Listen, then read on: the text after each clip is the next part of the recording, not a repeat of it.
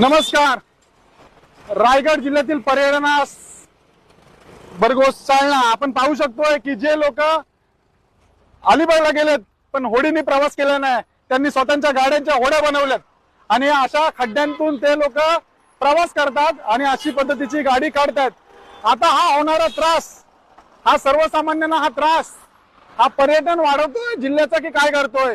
आज अलिबाग वरून येणारी जी पब्लिक आहे, जी मुंबईला जाण्यासाठी प्रयत्न करतोय, त्यांना कशा पद्धतीचा सामना करावा लागतो पहा. आणि गेली कित्येक वर्ष हा विकास हा आमच्याकडे असाच करून ठेवलेला आहे. म्हणजे लोकांचे कंबरडे मोडले पाहिजे, गाड्यांची हे दिसली पाहिजे आणि हा अशा पद्धतीचा विकास सुरू आहे. 21 मे 2026 सुरू आहे आणि ही आहे मुंबई गोवा राष्ट्रीय महामार्गाच्या सर्व्हिस रोडची परिस्थिती. मोठ्या मोठ्या चांगल्या चांगल्या गाड्या येतात. त्याच दिवशी या ठिकाणी एक पिकअप पलटी झाला होता. सुदैवाने त्या काकांचं हे चांगलं की ते वाचले. काका काय कसं वाटतंय? हा मस्त रस्ता बनवलाय ना. तुम्हाला होडीची हे आली ना का नाही? हा या इकडे इकडे हे सांगा बघू दे काय बोलतात ते.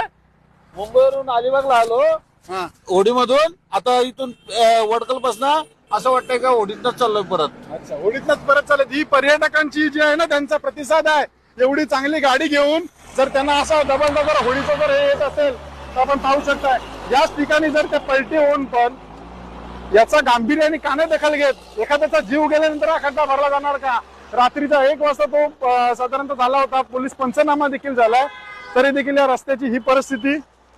आज या अलिबागकरांना किंवा तिकडे राहणाऱ्या पेजारी पोयनाड या सर्व गावांना नाहक त्रास होतोय. हा त्रास संबंधित यंत्रणेला कळणार कधी? किती मोठा खड्डा आहे, भयंकर खड्डा आहे हा. नक्की काय बोलायचं आहे खड्ड्याबद्दल? काय वाटतंय? बोलताय?